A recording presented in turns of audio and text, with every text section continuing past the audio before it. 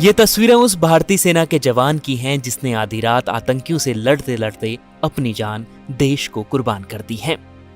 जम्मू कश्मीर के राजौरी में रविवार रात करीब 2:30 बजे आतंकियों और सेना के जवानों के बीच में मुठभेड़ हुई, जिसमें उत्तर प्रदेश के इस जवान ने अपनी शहादत दे दी है।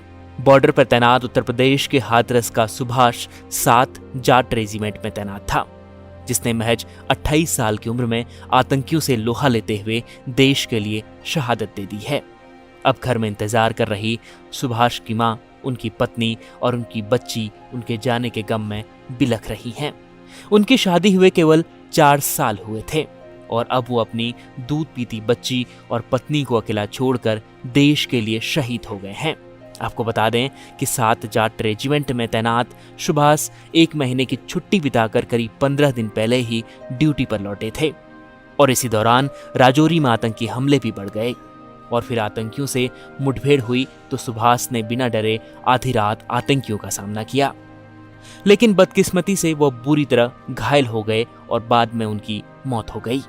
इसके बाद जब सुभाष की शहादत की खबर गांव पहुंची तो पूरा गांव शोक में डूब गया।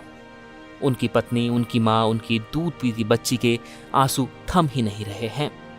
पूरा गांव उनके घर पर इकट्ठा होकर उनका दुख बांट रहा है, साथ में उनका आतंकियों के खिलाफ गुस्सा भी फूट रहा है। पूरे गांव ने एक भाई खोया है और सभी अब सुभाष के पार्थिव शरीर पहुंचने का इंतजार कर रहे हैं, जिसके बाद कल इस बहादुर जवान को अंतिम विदाई दी जाएगी।